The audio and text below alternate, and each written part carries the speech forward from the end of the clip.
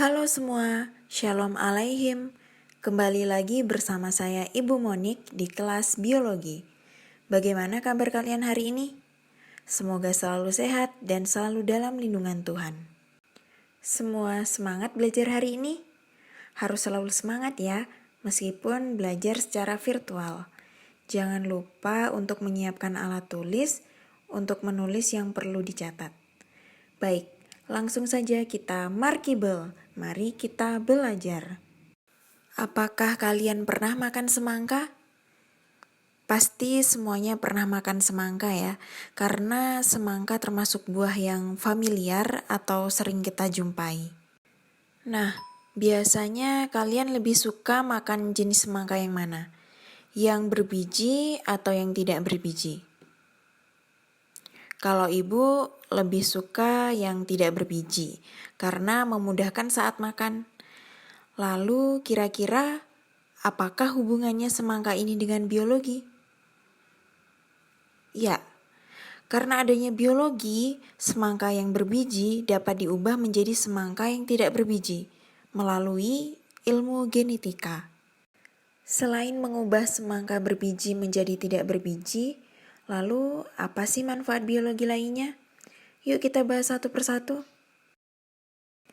Yang pertama, manfaat biologi dalam bidang pertanian, di mana diciptakan buah tanpa biji, karena adanya ilmu genetika.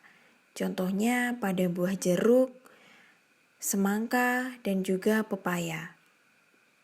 Lalu ada teknik kultur jaringan, di mana bibit tanaman itu dapat dibuat dalam jumlah yang banyak dan dalam waktu yang singkat, di mana kultur jaringan ini diperlukan suatu jaringan pada tumbuhan untuk tumbuh menjadi individu baru. Selanjutnya, berhasil merekayasa tanaman yang mampu menghasilkan insektisida sendiri karena adanya bioteknologi molekuler. Contohnya pada tanaman kapas yang tahan terhadap hama. Selain itu juga meningkatkan produksi pertanian dengan menanam tanaman yang unggul, seperti jenis padi, varietas unggul tahan wereng. Kemudian ada kelapa hibrida. Yang kedua, manfaat biologi dalam bidang peternakan, di mana para peternak ini dapat menghasilkan bibit unggul dengan cara kawin suntik atau inseminasi dan juga kawin silang. Contohnya pada ayam ras, ayam boiler, dan sapi perah. Dengan adanya teknik inseminasi buatan ini, sapi atau domba itu dapat menghasilkan keturunan yang diharapkan tanpa mengenal musim kawin. Yang ketiga, manfaat biologi dalam bidang industri. Adanya botani, yaitu ilmu yang mempelajari tentang tanaman, itu menghasilkan pil kina yang berasal dari tanaman kina. Tujuannya untuk obat pencegah penyakit malaria. Selain itu juga dihasilkan alkohol, kecap, tapai, dan tempe dari hasil ilmu mikrobiologi. Ada juga manfaat biologi di bidang kedokteran, yaitu adanya ilmu virologi menyumbangkan pengetahuannya dalam menemukan vaksin. Selanjutnya ada ilmu mikrobiologi yang berhasil mengidentifikasi jenis penyakit yang disebabkan oleh bakteri. Kemudian telah ditemukan teknik bayi tabung dan juga transplantasi organ, baik organ contohnya organ jantung, organ ginjal, organ mata, dan organ yang lain. Yang kelima, manfaat biologi dalam bidang perikanan itu seperti budidaya ikan dengan pembuatan tambak, keramba jala apung, dan juga rumpon. Selain itu juga sebagai pelestarian ekosistem perairan dengan pelestarian terumbu karang, mangrove, atau hutan bakau. Yang terakhir, manfaat biologi dalam bidang kriminologi, di mana seperti dalam kasus pembunuhan, itu pengadilan dapat melacak pelakunya dari sampel darah atau jaringan di dalam tempat terjadinya kejahatan tersebut melalui tes DNA. Selain itu, seperti dalam kasus perbuatan anak di mana dapat diselesaikan dengan hasil tes DNA, sebab orang tua dan anak itu memiliki enzim restriksi yang sama. Itulah tadi beberapa manfaat biologi dalam berbagai bidang. Selain itu juga ada masih banyak manfaat-manfaat lain yang ada. Kalian pasti tahu kan yang namanya mikroskop? Mikroskop biasa kita gunakan untuk melihat benda-benda yang berukuran sangat kecil. Nah, mikroskop ini ditemukan oleh ilmuwan bernama Antony van Leeuwenhoek. Antony ini juga adalah ilmuwan yang pertama kali menemukan mikroorganisme menggunakan mikroskop yang ditemukannya. Nah, bagaimana sih para ilmuwan bisa menciptakan produk-produk sains yang manfaatnya sampai sekarang masih kita rasakan? Ya, benar. Dalam menemukan produk-produk sains, para ilmuwan menggunakan langkah-langkah yang sistematis melalui sebuah penelitian. Langkah-langkah tersebut itu disebut dengan metode ilmiah. Kita juga bisa mengikuti langkah-langkah yang mereka kerjakan, asalkan kita punya sikap-sikap ilmiah dan mengerti langkah-langkahnya seperti apa. Adapun sikap-sikap ilmiah tersebut yaitu yang pertama, mampu membedakan opini dan fakta. Nah, seorang peneliti itu hendaknya mampu membedakan antara fakta dan opini agar hasil penelitiannya tepat dan akurat, serta dapat dipertanggungjawabkan kebenarannya. Yang kedua, memiliki rasa ingin tahu. Peneliti yang baik itu harus berusaha memperluas pengetahuan dan juga wawasannya. Nah, keingintahuan seorang peneliti terhadap suatu hal itu sangat bermanfaat dalam penemuan sebuah teori, konsep, ataupun fakta. Sikap ilmiah yang ketiga yaitu peduli lingkungan, di mana seorang peneliti harus memiliki sikap peduli lingkungan, sehingga penelitian yang dilakukan tidak merusak lingkungan.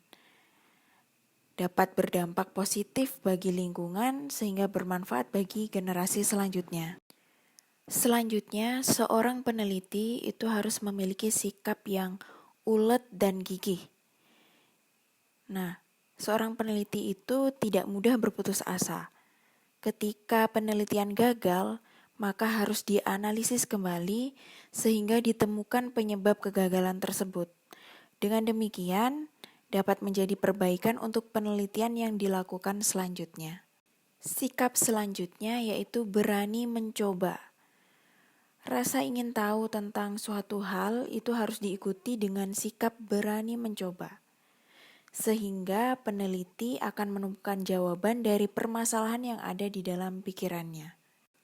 Sikap selanjutnya yaitu terbuka dan fleksibel, di mana peneliti itu harus bersifat terbuka terhadap kritikan dan saran dari orang lain. Nah, seorang peneliti harus terbuka dalam menyampaikan hasil penelitiannya, sehingga hasil penelitiannya menjadi lebih baik. Kemudian ada sikap jujur terhadap fakta, di mana dalam pengambilan data, seorang peneliti itu harus jujur sesuai dengan kenyataan yang terjadi dalam sebuah eksperimennya. Inilah sikap-sikap ilmiah yang harus ditanamkan bagi seorang peneliti. Kita juga dapat membuat penelitian dengan menggunakan sikap-sikap ilmiah ini. Ya, tadi kita sudah belajar tentang sikap-sikap ilmiah yang harus dimiliki oleh seorang peneliti.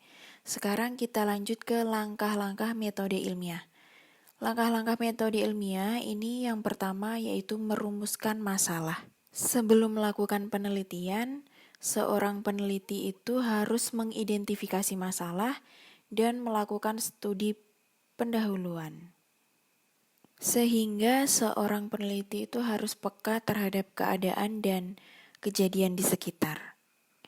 Sebagai contoh, perumusan masalah pada objek penelitian seperti biji tumbuhan kedelai, di mana variabel bebasnya itu intensitas cahaya, yaitu cahaya gelap dan terang. Apa sih itu variabel bebas? Variabel bebas itu merupakan variabel yang sengaja dibuat tidak sama dalam suatu penelitian. Sedangkan variabel terikat itu merupakan variabel yang muncul karena adanya variabel bebas. Contohnya pada pertumbuhan biji kedelai, di mana ada tinggi batang, jumlah daun, dan juga warna. Nah, ini contoh rumusan masalahnya, yaitu adakah pengaruh intensitas cahaya terhadap pertumbuhan biji kedelai?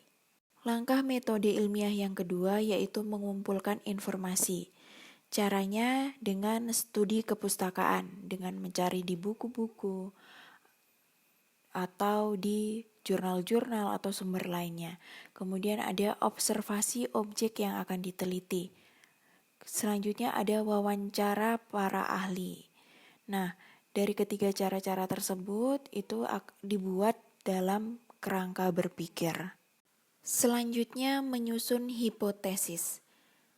Hipotesis itu merupakan jawaban sementara dari suatu permasalahan berdasarkan kerangka berpikir. Nah, di mana hipotesis ini dibagi menjadi dua, yaitu hipotesis 0 atau H0 dan hipotesis kerja atau H1.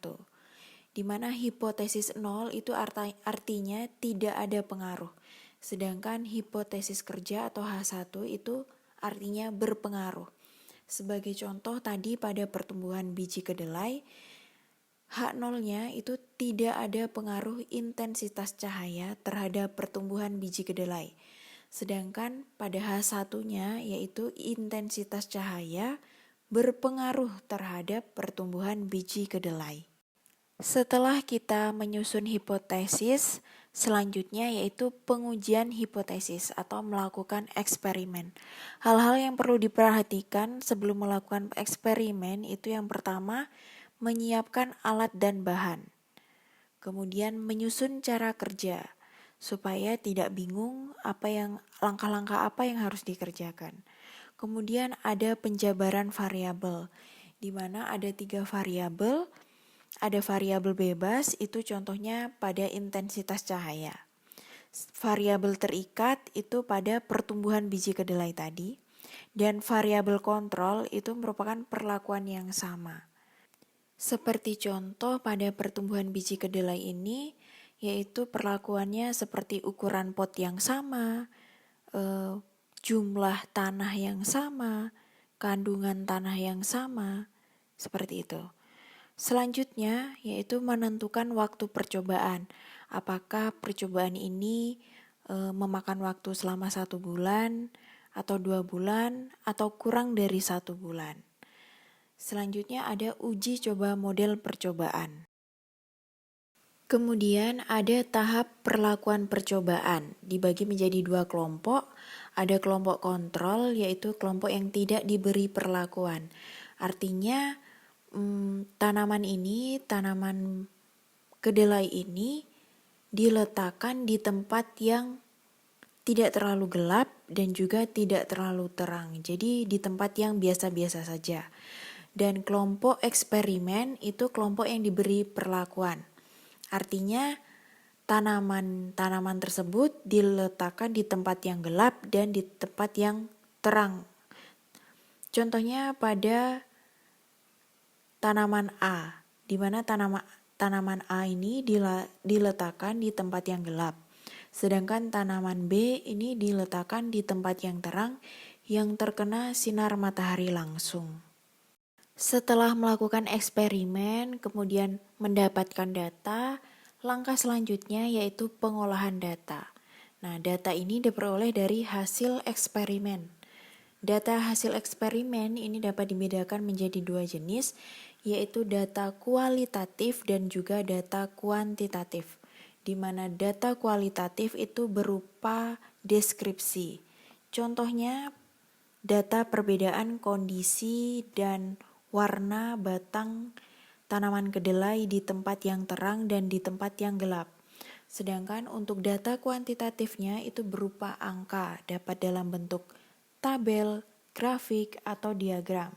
Contohnya pada data hasil pengukuran tinggi batang kecambah kedelai. Langkah metode ilmiah selanjutnya yaitu pengambilan kesimpulan, di mana pengambilan kesimpulan ini mengacu pada hasil penelitian yang dilakukan. Jawaban sebenarnya dari hipotesis yang pernah diajukan. Ada dua kemungkinan, yaitu apakah hipotesis diterima atau apakah hipotesis itu ditolak. Yang terakhir yaitu mengkomunikasikan hasil penelitian. Dapat dilakukan dengan cara tertulis berupa laporan tertulis seperti skripsi atau jurnal-jurnal ataupun buku. Dan juga bisa dikomunikasikan melalui forum diskusi dan juga seminar. Itu tadi langkah-langkah metode ilmiah dalam sebuah penelitian. Nah, agar kita tahu bagaimana proses penelitian itu, penelitian dalam biologi, kita pasti akan berhubungan juga dengan laboratorium. Nah, bagaimana sih laboratorium itu? Apa sih isi di dalamnya? Tetap stay tune terus ya, semangat! Di sini siapa yang sudah pernah pergi ke laboratorium? Pasti sebagian dari kalian sudah pernah ke laboratorium ya. Karena di sekolah juga memiliki laboratorium. Tapi jika belum, silahkan lihat tayangan di bawah ini. Apa saja alat-alat yang ada di laboratorium yang kalian ketahui? Ya, ini adalah beberapa contoh alat-alat yang ada di dalam laboratorium.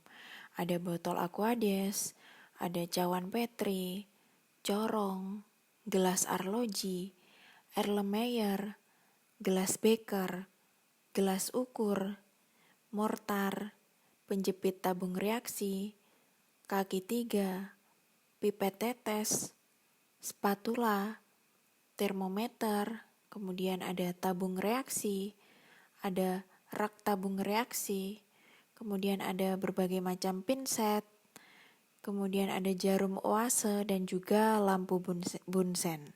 Dan juga masih banyak lagi alat-alat laboratorium lainnya. Kalian bisa mencarinya sendiri ya. Setelah mengetahui bentuk laboratorium, kemudian ada isi alat yang ada di laboratorium, kita juga harus tahu bagaimana keselamatan kerja di laboratorium. Keselamatan kerja di laboratorium itu yang pertama yaitu memakai baju khusus praktikum atau baju lab saat berada di laboratorium. Selanjutnya itu tidak boleh makan dan minum ataupun merokok saat sedang berada di dalam laboratorium. Yang ketiga yaitu mengenakan penutup hidung dan mulut, kacamata, dan sarung tangan saat mengambil zat-zat kimia yang mudah menguap dan berbahaya. Yang keempat yaitu untuk wanita dan pria yang memiliki rambut panjang itu harus diikat. Rambut panjang yang tidak terikat itu dapat menyebabkan kecelakaan karena dapat tersangkut pada alat yang berputar. Yang kelima itu gunakan alat bantu seperti pipa kaca, pipet tetes, sendok plastik atau pinset untuk mengambil zat-zat atau bahan kimia. Dengan mematuhi keselamatan kerja di laboratorium tersebut, kita dapat melakukan proses belajar atau proses percobaan ataupun penelitian itu dengan baik, dengan lancar. Agar kita selamat dalam melakukan pekerjaan di laboratorium, kita juga harus mengetahui simbol bahan kimia berbahaya. Berikut ini simbol-simbol bahan kimia berbahaya. Simbol yang pertama itu jenis bahaya yang ditimbulkan zat yang mudah terbakar, contohnya alkohol dan bensin. Cara penanganannya yaitu menjauhkan dari api dan juga panas. Yang kedua itu merupakan simbol zat yang mudah meledak. Contohnya campuran hidrogen dan juga air. Cara penanganannya itu menggunakan zat tersebut sesuai prosedur yang sudah ditentukan, prosedur yang benar. Yang ketiga itu ada simbol zat korosif. Contohnya pada asam dan basa kuat. Cara penanganannya dengan tidak berkontak langsung dengan zat tersebut. Simbol yang keempat itu merupakan simbol zat beracun atau racun. Contohnya asam dan basa kuat. Cara penanganannya tidak boleh diminum, tidak boleh dimakan, ataupun dikecap. Simbol yang kelima itu ada zat stimulatif dan penyebab iritasi. Contohnya juga pada asam dan basa yang kuat. Cara penanganannya untuk tidak menghirup zat tersebut. Yang terakhir itu ada simbol senyawa radioaktif. Contohnya uranium dan radium. Cara penanganannya dengan memperhatikan aturan keselamatan jika menggunakannya. Ya, hari ini kita sudah belajar tentang manfaat biologi dalam kehidupan, kemudian ada metode ilmiah, dan juga keselamatan kerja di laboratorium. Kita akhiri pembelajaran kita hari ini.